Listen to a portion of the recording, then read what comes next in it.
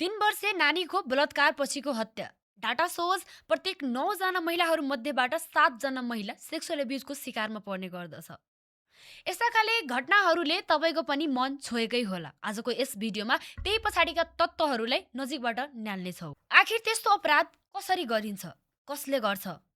कि त म ताकतवर हुँ भने तत्त्वले प्रभाव पार्छ कि, या यस्तो कुरालाई यसरी पनि भन्न सकियो, superiority in age, power and money. तपाईँले यसो विचार गर्नुहुन्छ भने अलमोस्ट सबै अपराधीहरूको उमेर समूह पीडितको उमेर समूहभन्दा ठुलो हुन्छ र म ठुलो भने तत्त्वले धेरै प्रभाव पारेको हुन्छ। अर्कोतर्फ अपराधिक मानसिकता, जुन हाम्रो समाजले यस कुरालाई धेरैभन्दा धेरै सपोर्ट गरेको हुन्छ।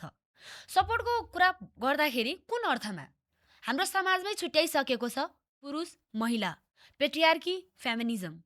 यस तत्त्वले कसरी डाइरेक्ट प्रभाव पारेको छ? इट सोज नो ब्यारियर, वा भन्न सकियो एउटा पुरुषले एउटा महिलामा नियन्त्रण गर्न सक्ने क्षमता ममा धेरै छ भने मानसिकता सुरुदेखि नै चल्दै आएको छ। र यसलाई हामीले अपराधिक मानसिकता बनाउनमा कतिसम्मको सहज बनाउँछ भने तत्त्वको रूपमा लिन सक्छौँ। अपराध in itself to show superiority in power, money and age, र अर्कोतर्फ अपराधिक मानसिकता जसले समाजमा बसोबास गर्ने प्रत्येक महिला बालबालिकालाई कुनै न कुनै रूपमा वा भन्न सक्यो प्रत्यक्ष रूपमा यौन दुर्व्यवहार, यौन हिंसा र रेप र अन्य विभिन्न प्रकारको दुर्व्यवहारहरूको शिकारमा पर्दै आइरहेको छ। रेपलाई विश्वभरमै जघन्य अपराधको रूपमा लिइएको छ र यसको लागि कडा कानुन र सजायको व्यवस्था पनि छ।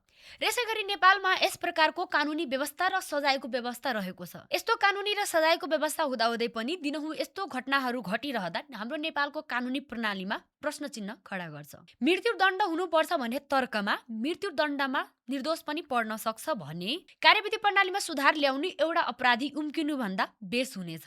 किनकि we are fighting for the equal rights, is as fundamental rights. समाजको कुनै पनि महिला, पुरुष वा समाजमा बसोबास गर्ने कुनै पनि व्यक्तित्वलाई यसरी बलात्कृत भई यौन हिंसा, यौन दुर्व्यवहारमा परेर मरिनु कुनै पनि देशको कानुन प्रणाली चुकेको भने प्रश्न देखिन्छ। अन्त्यमा कानुनको कार्यान्वयन हुनु, सजायको व्यवस्था हुनु र न्यायलाई एउटै तराजुमा राखेर हेरिएन भने न्याय महसुस गर्नु असम्भव नै हुन्छ।